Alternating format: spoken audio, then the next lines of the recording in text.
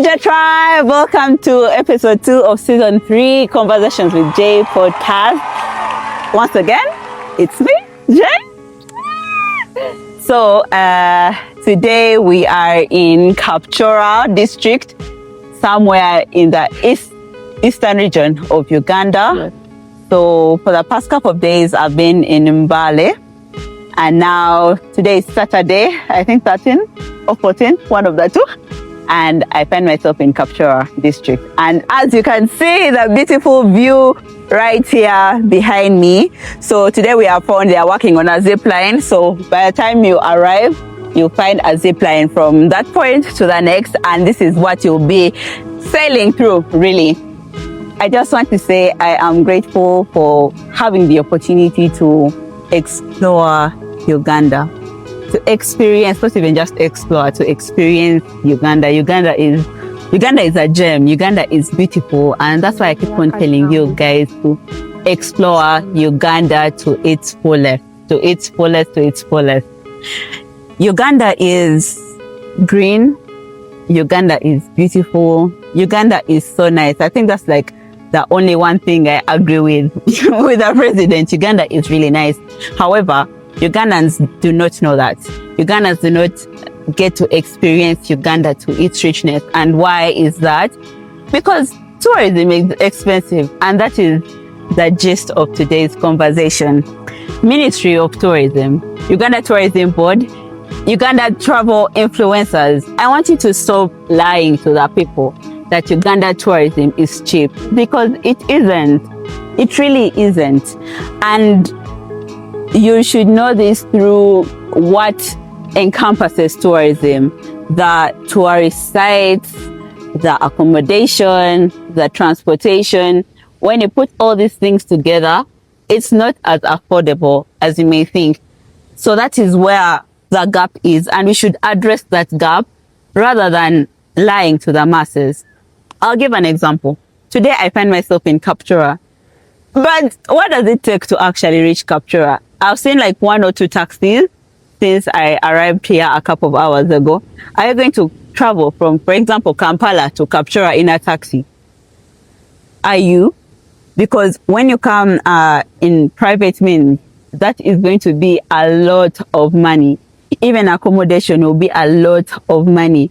You see, in Uganda, we have an issue of value for money. So we just say, oh yeah, it's cheap and what, but when you go to the accommodation, it's something you can't even sleep in. You didn't want to sleep in.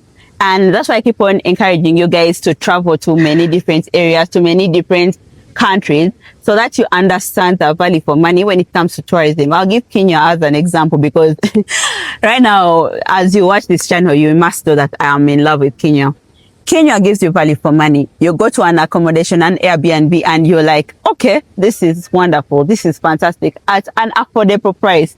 But in Uganda, you end up staying at a place because you're forced to. You're forced to stay in this place that, man, I don't even want to spend a lot of time there, but I just want us to come together and realize that there's a lot lacking in the tourism space, and we can do a lot.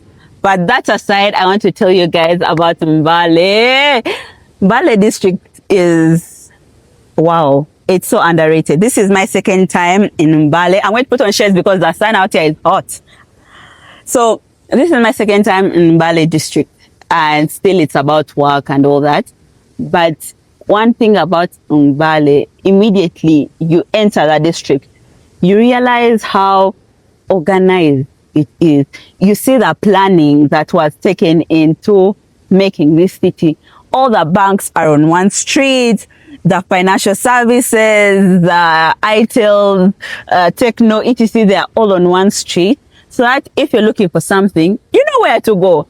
And I've also realized that there's enough space between, like from the street. Not the sense of Kampala, everything is near the street. I tell you what, when you look at the houses, for example, like the private residences, there's a good distance between the main road and someone's house. You really see good planning. Mbale City, well done. well done. I'm in love with Mbale and everything about it.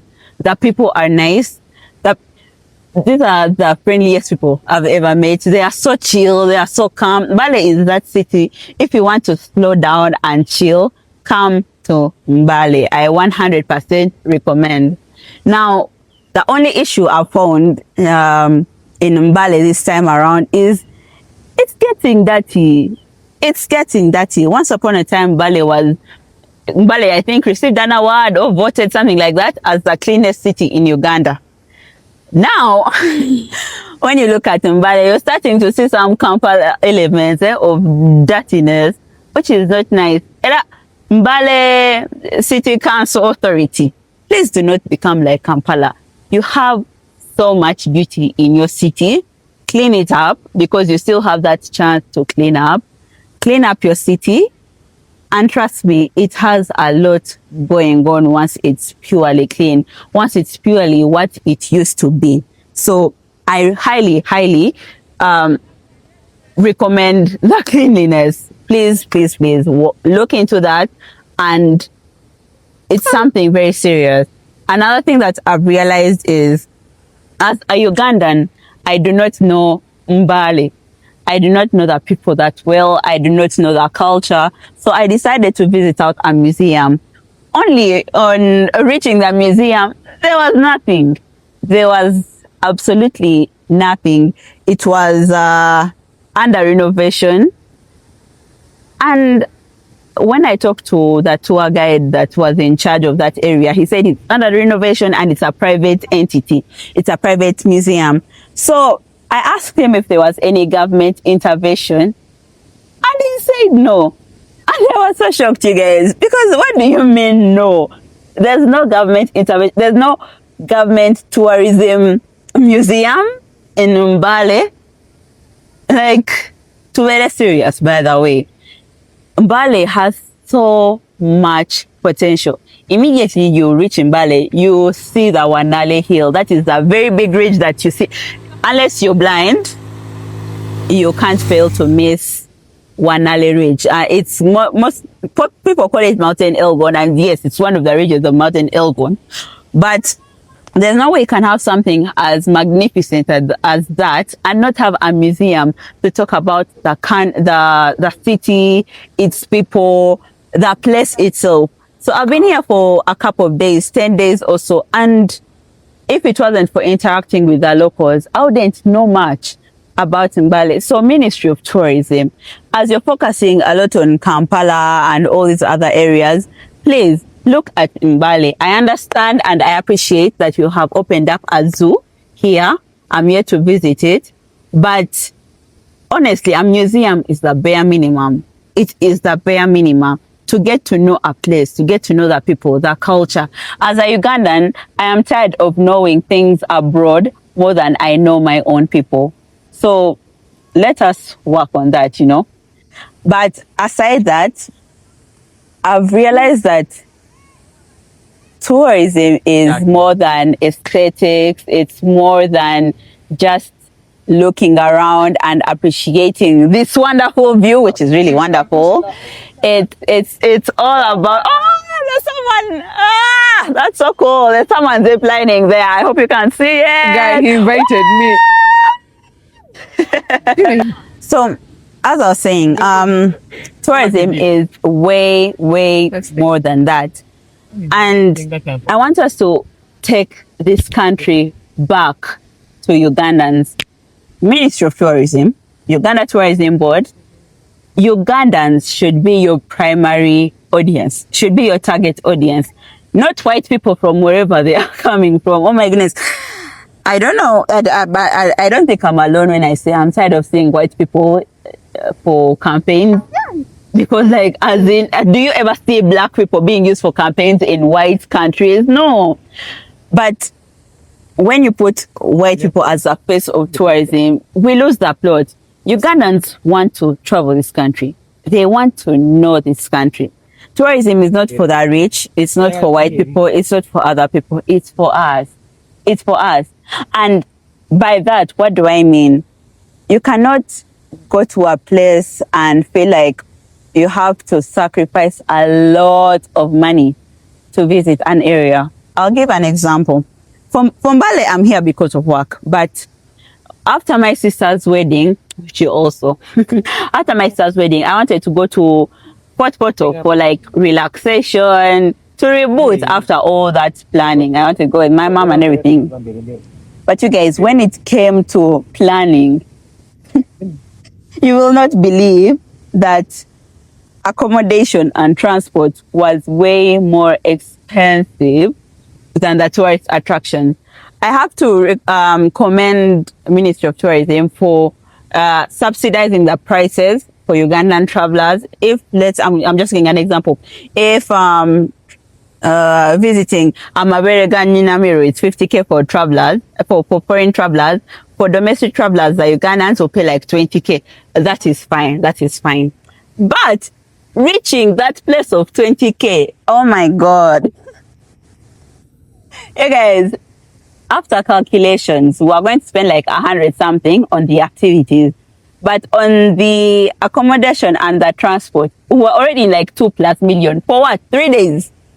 3 days, 1, 2, 3, inclusive of travel. I reached out to a car, whatever, for like transportation services.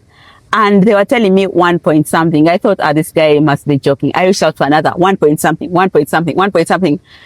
Now, if you're saying Ugandan tourism is affordable, yet 1% of Ugandans earn above 1M, who is it affordable to? Like, which figures are you using? It doesn't make sense to me. If I'm going for 3 days and I'm paying 1 point something for transport, what's the point then? And guys will say, okay, use public means what? If I'm now with my mom, how am I going to use a taxi to Port Porto, guys, with those bad roads? Huh? Or even to Mbale, to capture itself. I've told you, I've seen like 2 or 3, not even 3, like 1 to 2 taxis ever since I arrived here.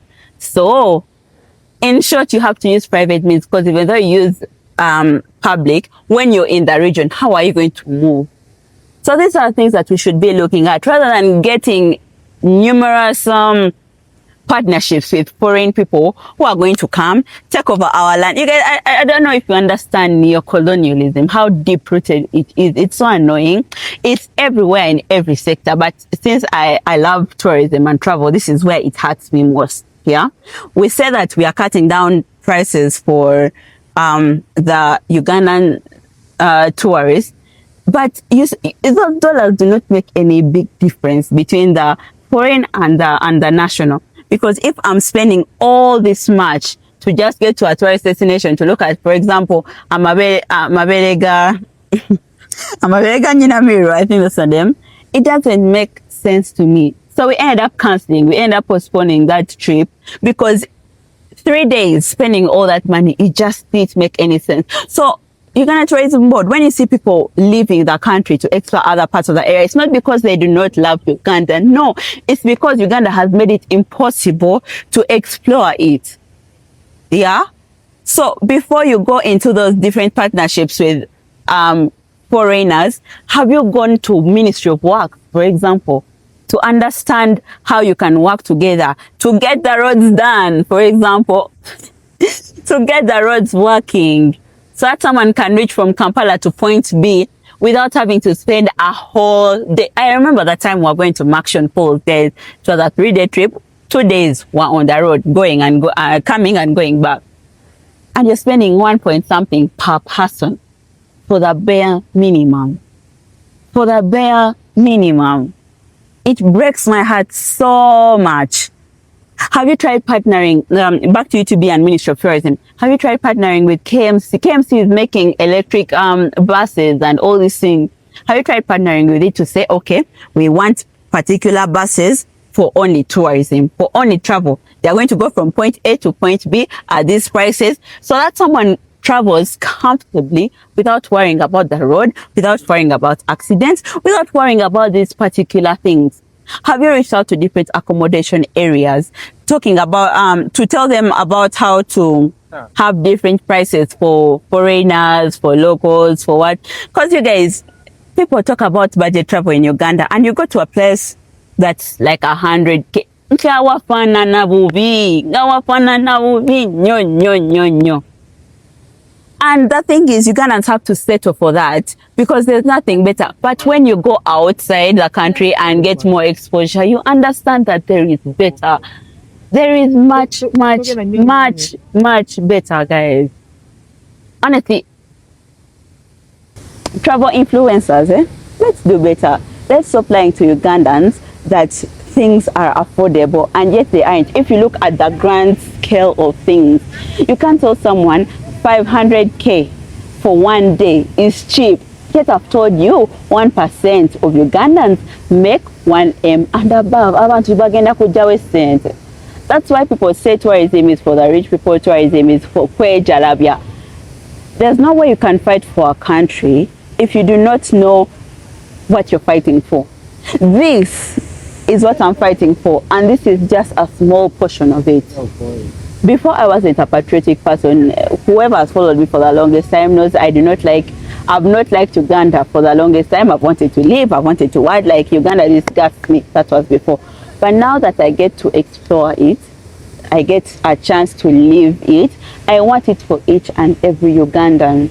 I want it for each and every one of you. These are the things that will make you understand why you need to fight for it. Why, when they say protecting gains or whatever that even means, this is what they mean. People get to experience this. I've been posting ballet posts since I arrived anyway, 10 days back, and people are asking me, where is this? Where is this? Imagine, Ugandans are asking me, where is this? Fellow Ugandans don't even know. Why? Because it's mainly foreigners exploring our country. Those things break me. Those things hurt me. They really, really, really do. But anyway, aside the complaining, aside the troubles and all, I'm just grateful to have spent this time in Mbale City. It's such a beautiful area. And if you watch one of my TikToks where I was complaining about moving, because I like exercising, walking in the evenings. There's no traffic lights in Kampala. Sorry, no traffic lights, street lights. Here, all the streets are lit up well. It's a very beautiful space to take evening walks or morning walks, whichever you prefer. And the sunsets are to die for. Oh, they are to die for. They are amazing. They are so orange and beautiful. Honestly, Mbale is one of those areas that I want to be in.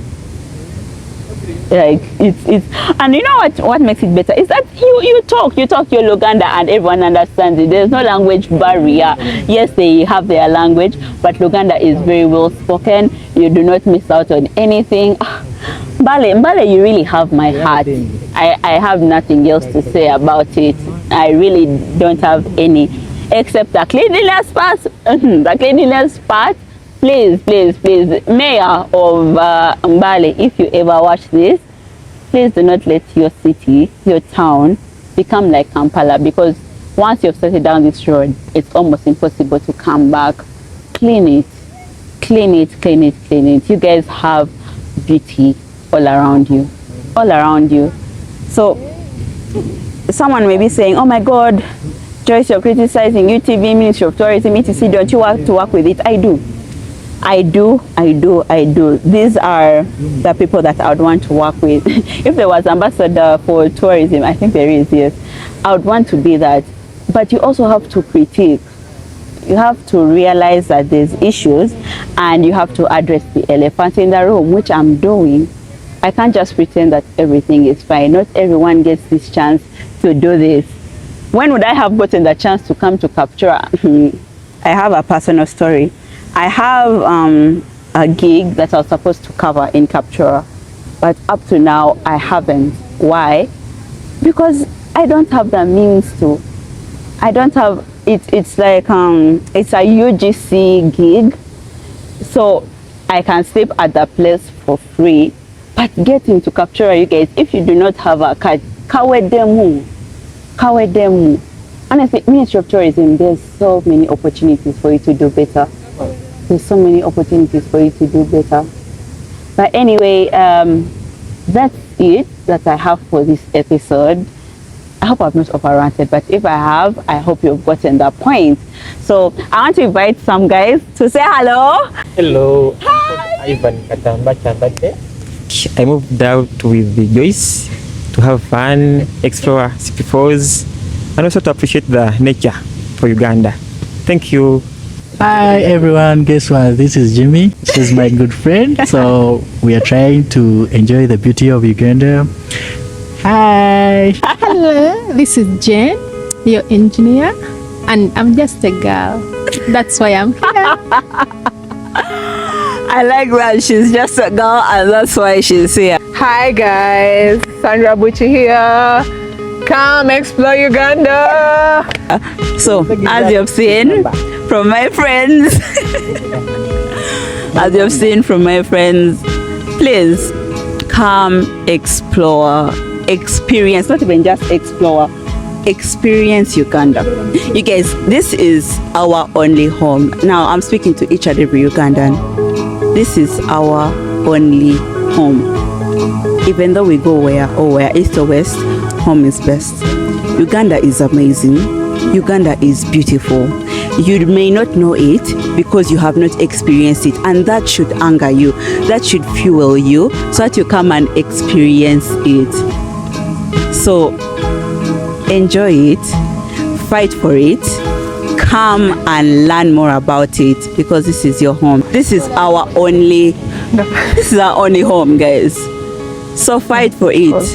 Stop looking at tourism as just aesthetics, as what.